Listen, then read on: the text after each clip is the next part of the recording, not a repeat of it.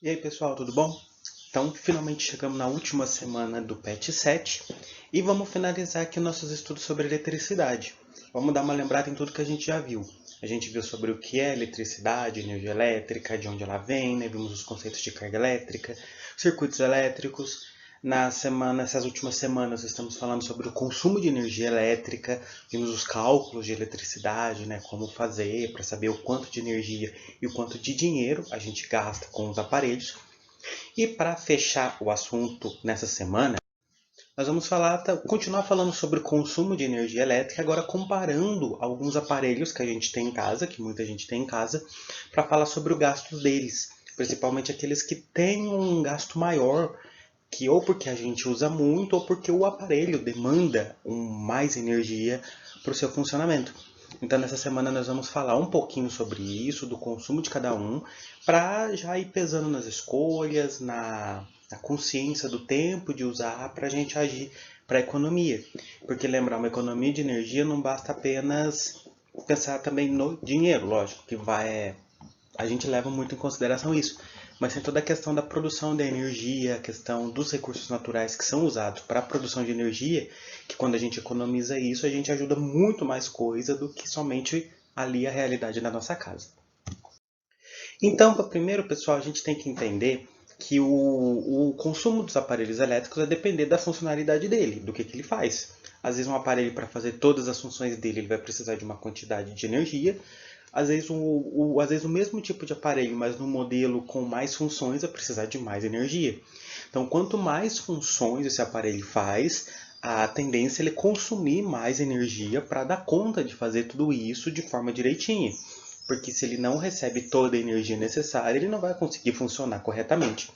Então, o consumo dos aparelhos elétricos vai variar de acordo com as funcionalidades, os modelos e a questão da eficiência energética, porque muitas vezes aparelhos até mais antigos consomem mais do que atuais, por conta da eficiência, o avanço nos componentes elétricos já permite uma maior eficiência energética. Mas, de modo geral, quanto mais avançado e mais funções, mais energia ele vai demandar, ele vai precisar para dar conta de fazer tudo. Vamos começar a falar sobre os aparelhos de ar-condicionado, que é um dos que mais gastam aí nas casas, nos ambientes que usam ele. A função dele é, lógico, resfriar os ambientes, né? Ele puxa o ar externo daquele cômodo, vamos pensar numa sala, e o aparelho ele reduz a temperatura do ar, ele resfria esse ar e manda ele para dentro do ambiente. Tanto que ambiente que tem ar-condicionado, tá, as portas e janelas têm que ficar todas fechadas para evitar a troca de calor com o ambiente, porque se fica uma porta aberta, entra ar quente de fora e o aparelho tem que trabalhar mais para dar conta de resfriar aquele ambiente. Então ele vai gastar mais energia.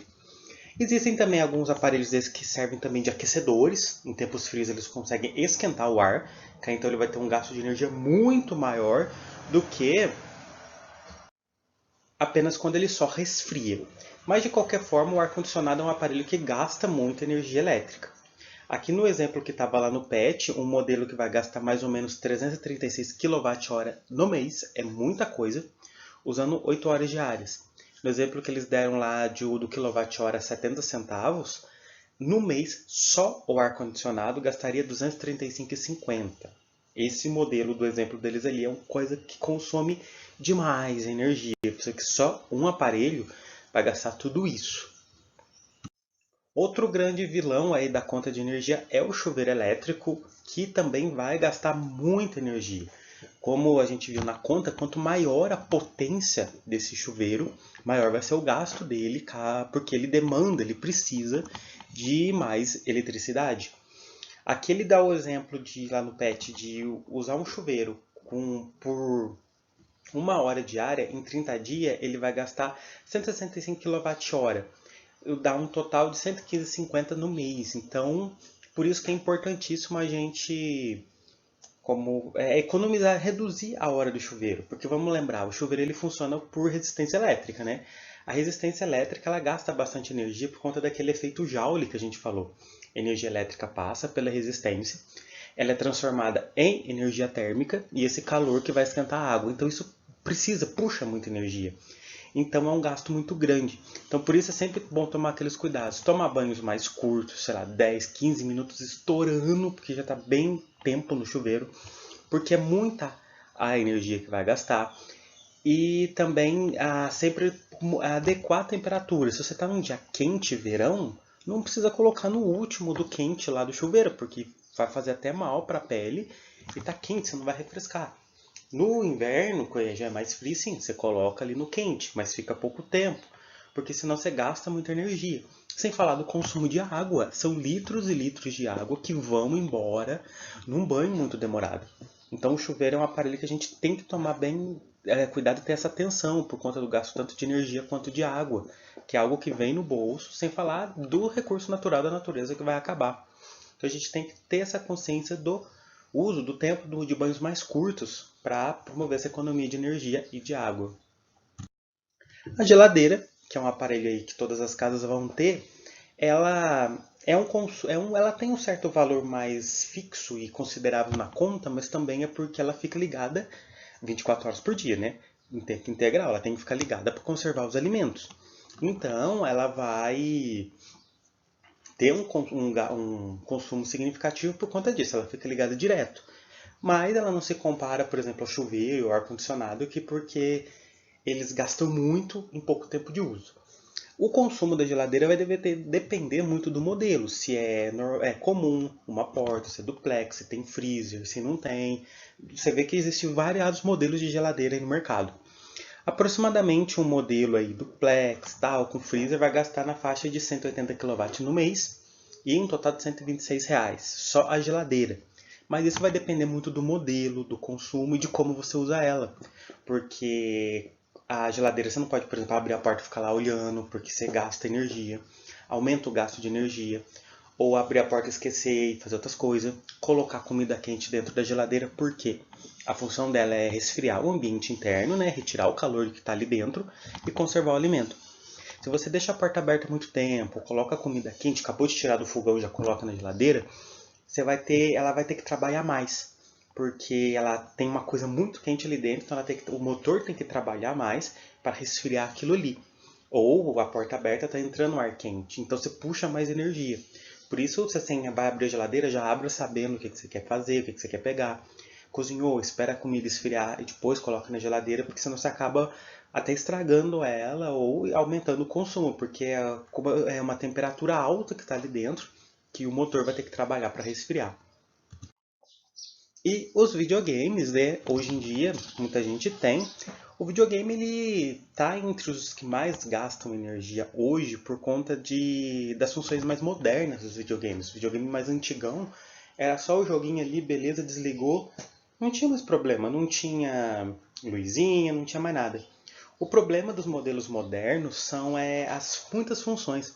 Como um videogame já tem essas funções smart, que entra na internet, você assiste programa, você entra na Netflix, tudo por um videogame, acessa a internet, as luzes ali de standby, que é um grande problema. Você desliga o videogame, mas como ele está ligado na tomada, fica aquela luzinha acesa, isso vai gastando energia. Parece pouquinho, mas é algo que poderia, como diz, algo que poderia ser economizado, né? Um gasto ali que não está servindo para nada.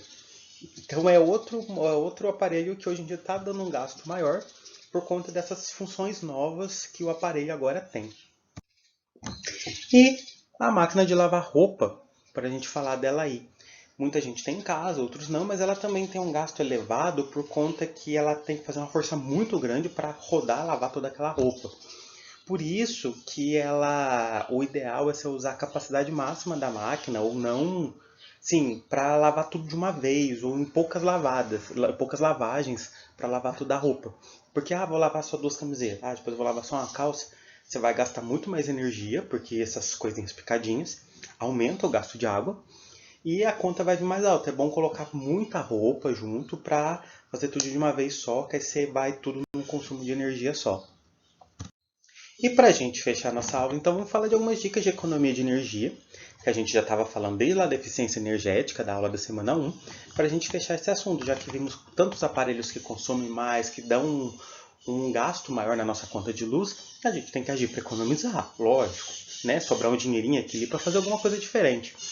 Então, dicas aí, utilizar as lâmpadas econômicas, principalmente aquelas de LED, que tem um gasto de energia, um consumo de energia muito pequeno, e elas duram muito tempo. Então, por mais que você compre uma que é mais cara, hoje ela vai durar anos ali, sendo que outras lâmpadas você teria que trocar mais cedo. Desligar os aparelhos da tomada, dormir a televisão, o micro-ondas, por causa daquela luzinha do stand-by ou reloginho, aquilo vai gastar energia ali a noite inteira para nada. Então, é uma boa desligar, é pouquinho, mas já é algo. Quem tem ar-condicionado, diminuir o uso dele, né? Da preferência, por exemplo, um dia está mais frio, um dia está ventando, abrir janela, tudo que você economiza, o gasto da energia aí.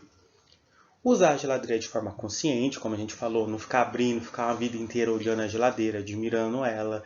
Dia quente, enfiar a cabeça na geladeira não adianta nada, porque vai esquentar mais o ambiente por causa do calor que sai lá atrás. Por falar de lá atrás, evitar colocar roupa atrás da geladeira, porque aquilo ali também aumenta o trabalho do motor, porque aquela grade de trás ajuda no resfriamento da geladeira. Meio que ela pega o calor do que está lá dentro, do que está dentro da geladeira, e aquele calor é dissipado e vai embora atrás, naquela grade. Se você tampa aquilo com roupa, o calor não tem para onde escapar. Então a geladeira continua quente, o motor trabalha demais, isso também não é legal. Reduzir tempo de banhos, né, para diminuir na conta de energia por conta do chuveiro e também na conta de água. E escolher aparelhos eficientes, que a gente já vem falando, aparelhos que têm uma eficiência energética, que não consomem tanto. Às vezes você compara dois aparelhos, às vezes um é um pouquinho mais caro, mas ele gasta muito menos energia, fazendo as mesmas funções que aquele outro que é mais barato. Então, no longo prazo, você sai na vantagem, porque a conta de energia vai ser mais barata. Porque você tem que pensar que você compra um aparelho, mas acabou de pagar ele, beleza, mas você vai usar ele por muito tempo e a conta de energia do consumo dele também vem. Então a gente tem que pensar tudo isso na hora de comprar aparelhos para dar um alívio, não pesar tanto na hora da conta de luz.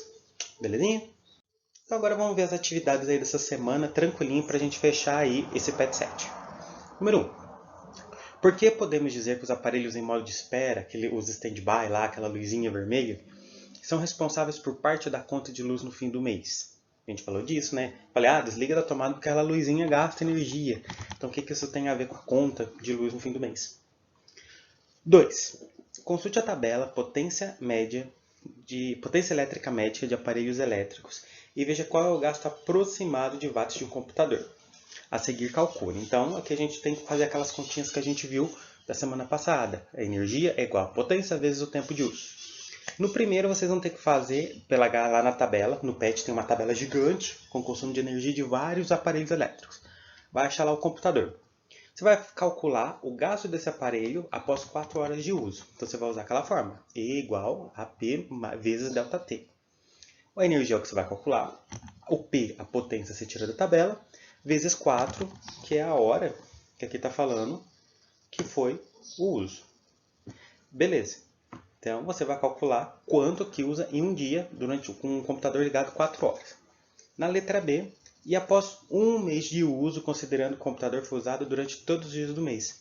Então você vai pegar o resultado dessa conta aqui de 4 horas, fazer vezes 30, você tem o resultado do mês.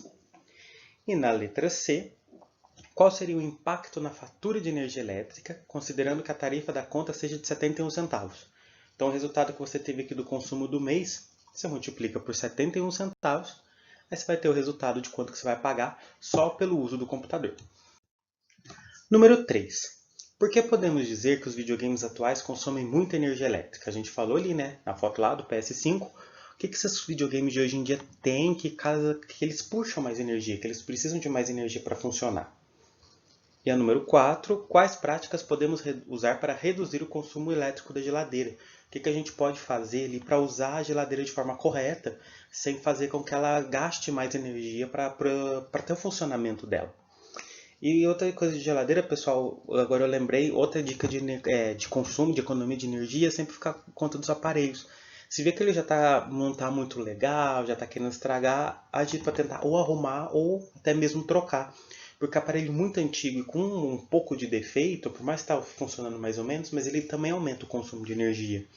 Então tem que olhar isso para ele estar funcionando corretamente. Que qualquer probleminha, por mais que você vê que no final ele funciona ainda, mas já não está 100%, esse não tá 100% às vezes já está puxando mais energia e isso também não é legal. E a última questão que a gente tem que fazer algumas continhas. Suponha que um secador de cabelo fique ligado durante 4 horas em um único dia. Quanto tempo levaria para um chuveiro elétrico ultrapassar o consumo de energia do secador? Calcule. Então a gente tem que calcular, a gente tem um secador de cabelo que está usado 4 horas. Ele vai gastar um tanto de energia. Eu quero saber quanto tempo um chuveiro vai ter que ficar ligado para passar esse gasto de energia do secador. Mas tá, mas como o secador, quanto que ele gasta? A gente calcula. Então a gente usa a formulazinha aqui. A energia que eu vou gastar. A potência, olha lá na tabela que está no PET. Lá fala que ele mede 1000 watts, então 1 kWh. Lembra que nessa conta tem que estar em kW. O tempo é 4 horas. Coloca aqui na fórmula e calcula. Beleza. Com esse resultado eu consigo saber a conta do chuveiro. Aí eu quero calcular quanto tempo o chuveiro passa o consumo de energia do secador. Então eu vou ter que pegar o consumo de energia do secador nessas 4 horas, que é o resultado dessa primeira conta. A potência do chuveiro lá na tabela é 5,5 kW. Eu vou calcular o tempo, só substituir. O valor dessa conta do secador eu coloco aqui. A potência, o 5,5 eu coloco aqui. Vezes o ΔT que eu vou calcular. No final disso eu vou saber em quanto tempo o chuveiro consegue o mesmo consumo energético do secador. Então, só aumentar aí alguns minutinhos, uma horinha e tal, você tem quanto tempo ele passa. Mas você precisa saber primeiro quanto o secador gasta em 4 horas para saber quanto tempo o chuveiro gasta a mesma quantidade de energia. Certinho, pessoal? Então a gente vai ficando por aqui. Façam as atividades, não deixem de fazer, para a gente fechar essa parte de 2020 de estudo, para quando a gente voltar depois do ano novo, em janeiro, a gente finalizar esse ano letivo de 2020, sem dúvida nenhuma, e fazendo tudo certinho. Até mais!